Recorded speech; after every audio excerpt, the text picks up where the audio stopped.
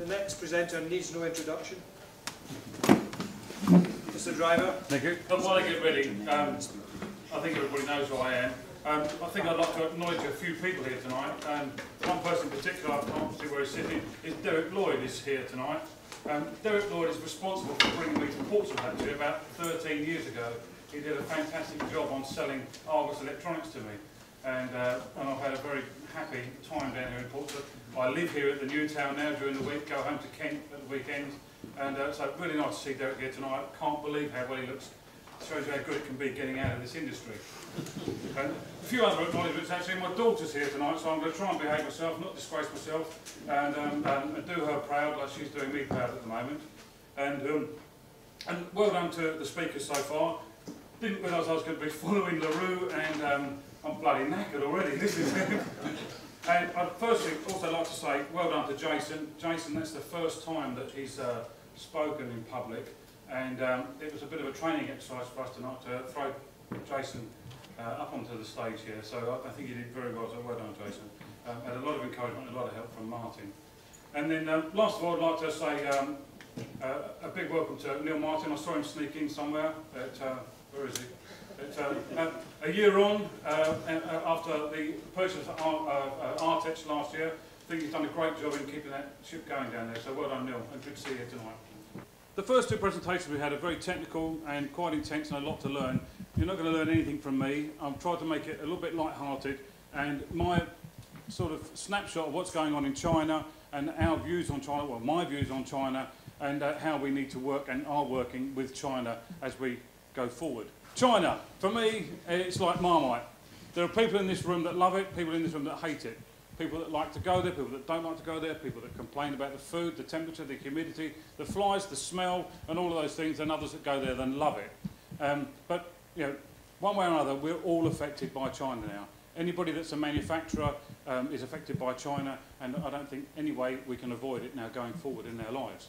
So some quick facts, a little bit of trivia about China, nothing to do with circuit boards. I'm going to try and keep this least about circuit boards actually, because it's quite boring, we do it every day. Huge bloody country, and any of you that have travelled it, it's, you know, it's a bit of a mission to get across it. It's the 4th largest country in the world, with a population of 1.3 billion. A huge amount of people, and if ever you've been there on Census Day, it's bloody hard work getting around. But the bit that everybody knows is the bit that I've circled there in red, really, which is where it all happens. That's the manufacturing area of China. That's the workhouse of the world.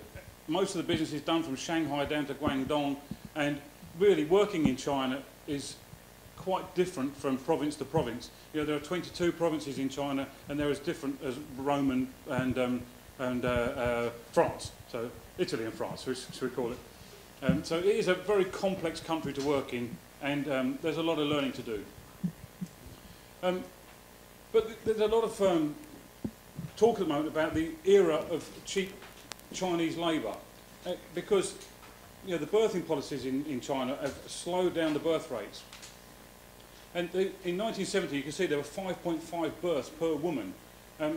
Now it's less than 2. So in the next literally 10 to 20 years, that labour is going to dry up. The labour has been coming down from the north, down into the south, and you know, being employed in industry.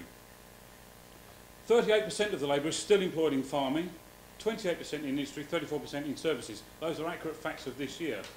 But it's also estimated that the labour cannot drop below 20% for farming in China, otherwise nobody will be fed. 1.17 billion people with mobile phones. That's because actually some of them have 2 as well. But a mobile phone actually is more important than a bicycle and food in China. Some people save all their wages to buy their first mobile phone. Yes, so 1.17 billion mobile phone users. Unbelievable. That's more than the whole of America now. In fact, in 2009, more mobile phones were sold in China than America. And in 2010, more mobile phones were sold in China than the rest of the world. Rubbish facts, really, but just to keep you interested.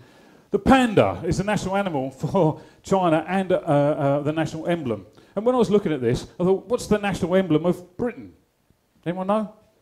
Animal? The bulldog. Yeah, some people said it's the red fox, right? But actually the bulldog was named as the national emblem by Winston Churchill. Red is considered the lucky colour. When you go around China, there's lots of red everywhere. Red celebration banners, Lucky money envelopes, if you've ever been there at Chinese New Year, lucky money envelopes are given out, and they are red. Wedding dresses are red. The lucky number in China is 8. There was a China Airlines, they bought the phone number 88 because it's lucky, and they've actually got the worst safety record in the world. Inventions. China isn't normally, well, for me, you don't think about China for inventions. China is a place where people copy things, they rip things off, and there's loads of copying and lawsuits going on. But actually, China had some great inventions, some that I didn't even know about. Paper making was invented in China. The compass, gunpowder, and printing. All things like that that I didn't know were made in China. So I've done this just for you guys. Ice cream was invented in China. The wheelbarrow was invented in China. I'm not going to give you all the dates because it's boring. The umbrella, well, surprise, surprise, that was invented in China. There are some claims in Greece and Egypt that it was invented there. Originally invented to keep the sun off of you, and then the Chinese invented putting wax on it to make it waterproof so that you could protect you from the rain. So and if you go to China, umbrellas are used all year round. You can buy them for about £1 each. Sperm banks. They were invented in China in 1970. This picture was given to me by Phil Leader. And I think he's the one in the middle. That's actually a load of bullshit, actually. It wasn't invented in 1970, it was the 1960s and it was in America. Do I see it again? He's not very tall, Phil, but he's quite big, isn't he?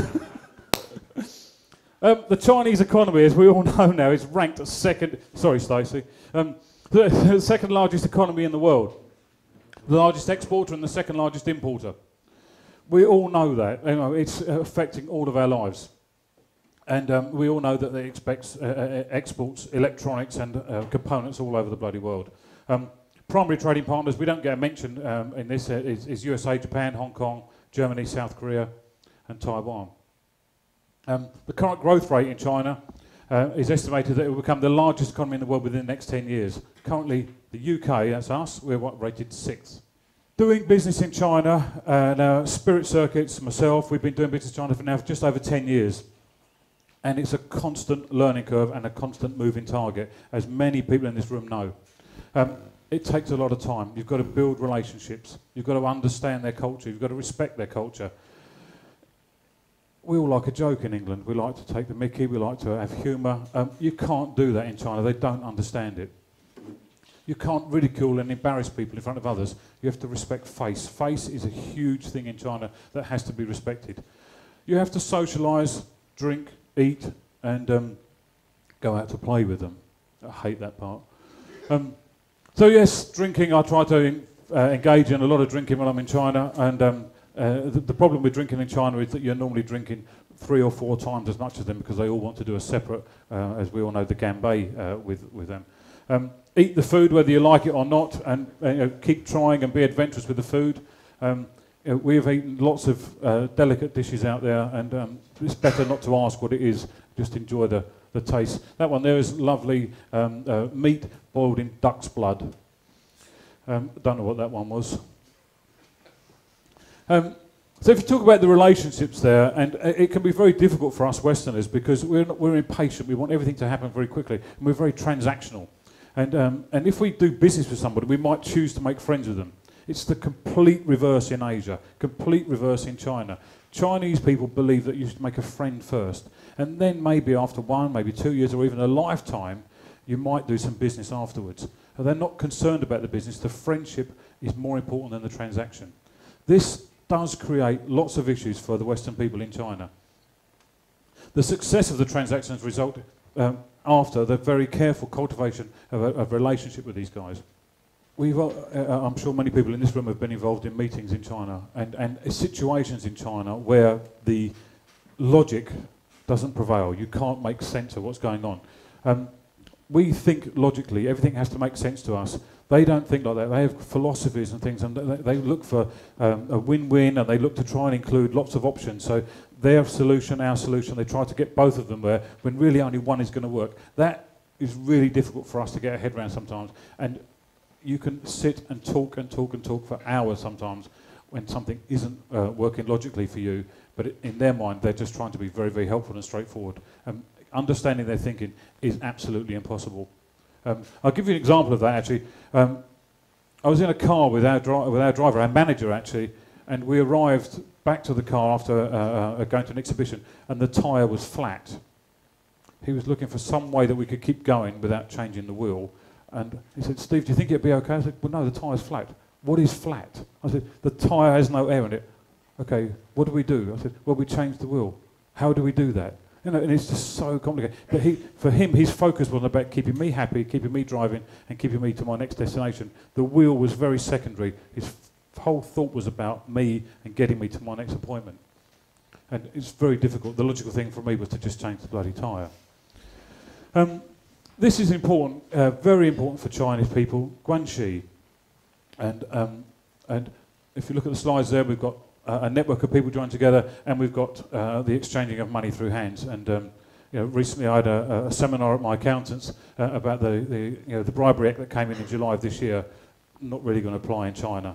And it's very difficult for me to understand, to explain to my accountant where some of my cash has gone when I've gone to China. But bribery and backhanders and under-the-table money is very, very common in China. Guanxi, as you can see, it's pronounced Guanxi. I did get the pronunciation right. I don't speak Chinese. I have a few words. Qingtao being the other one of them. It's all about relationships, all about networks, and about having good guanxi. If you don't have good guanxi in China, you're not going to succeed. We have experienced both good guanxi, bad guanxi. There are friendship groups and there are enemy groups. You've got to have these people. They work together. They pride themselves on the way that they network and keep people together. They all know somebody who knows somebody, and that's what makes it go round.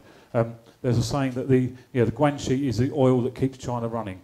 And these people have very, very strong network groups of workers, co-workers, government people, military people, and that's what keeps the businesses and what gets things going in China. If you want to build a factory in China, if you want an open office in China, it's not about what you know, it's going to be who you know and how you get that through that next barrier. It's essential. I'm not going to go through all of that, but it's a deeply embedded culture, and everybody knows somebody who can sell you something or help you with a service somewhere, and it's about back scratching. Face. Face is a huge cultural thing in China. People do not want to lose face. They don't want to look silly. They don't want to appear stupid in front of their peers, in front of their subordinates. So don't highlight things at meetings where you're going to put someone down at a meeting. If they've got it wrong, you've got to try and present it in a way where everybody feels good about it and that they don't lose face. I mean, it's a very, very prized commodity for Chinese people. And the easiest way to lose face for someone is to criticise them in the company of others. Conversely, if you're giving face, if you're giving someone praise, don't go overboard with it, because it could suggest insincerity. You know, so if someone's doing a good job for you, just say they're doing a good job. Don't make too big a point of it.